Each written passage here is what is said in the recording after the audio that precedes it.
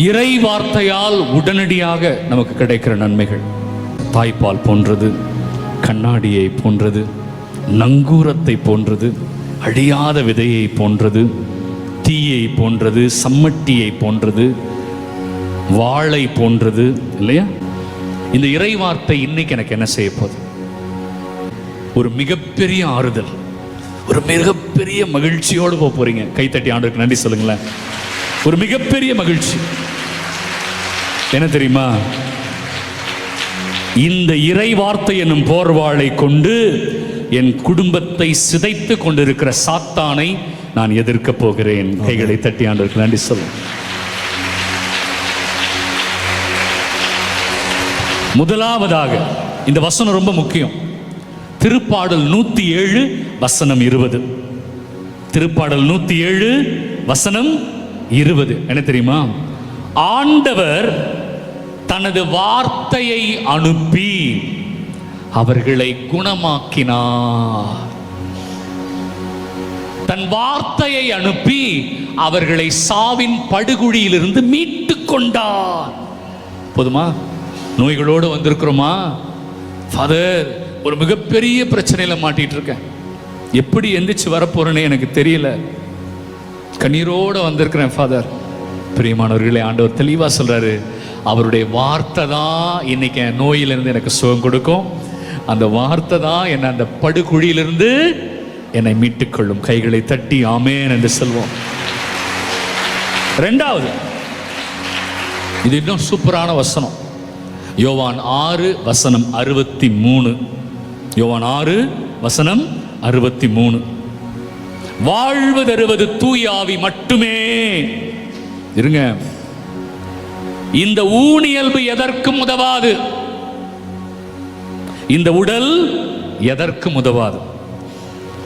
அவர் கூறிய வார்த்தைகள் மட்டுமே நமக்கு வாழ்வு தரும் ஆவியை தருகின்றன.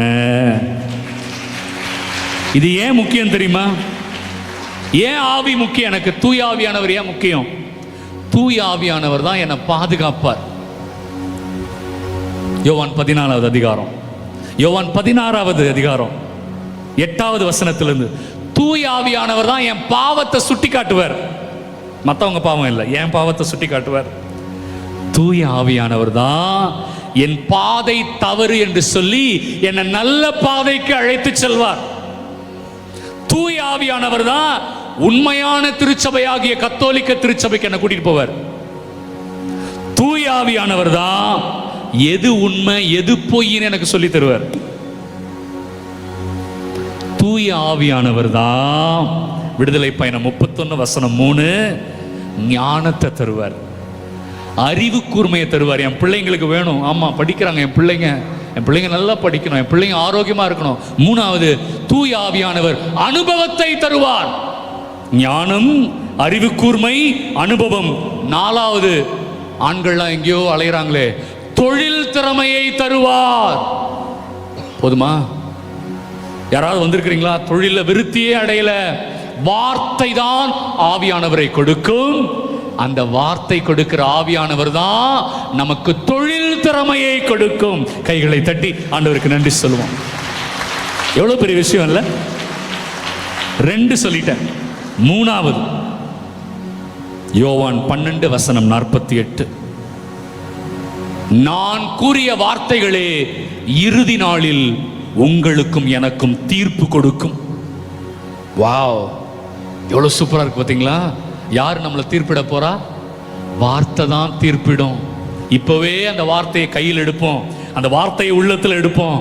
ஆண்டவன் ஆஸ்வதிக்க போறார். கண்களை மூடி 2 கைகளை உயர்த்தி எல்லாரும் கண்களை மூடி சத்தமா இன்னைக்கு ஆண்டவர் நமக்கு செய்த நன்மைகளுக்காக, கொடுத்த வார்த்தைக்காக உங்க சொந்த வார்த்தைகளை நன்றி சொல்லுங்க பார்ப்போம். நன்றி. எல்லாரும் வாயை திறந்து இயேசுவே நன்றின்னு சொல்லுங்க. ஜெபிக்க தெரியாதவங்க கூட சொல்லலாம். வாயை திறந்து நன்றி, நன்றி இயேசுவே, நன்றி தகப்பனே, நன்றி அப்பா, உம் வார்த்தையால் என் அபிஷேகம் செஞ்சீங்க. நன்றி ஆண்டவரே, உம் வார்த்தை உயிருள்ளது, ஆற்றல் மிக்கது, என் உள்ளத்தில் என்னுடைய ஆன்மாவையும் ஆவியையும் ஊடுருவக்கூடியது, என் எண்ணங்களை சீர்தூக்கி பார்க்கக்கூடியது. நன்றி. வாயை திறந்து சத்தமா இயேசுவே நன்றி சொல்லுங்க, வாயை திறந்து சொல்லுங்க எல்லாரும். இயேசுவே நன்றி, என்னை தொட்டதற்கு நன்றி, தீயை போன்று என் உள்ளத்தை பற்ற வைத்ததற்கு நன்றி இயேசுவே.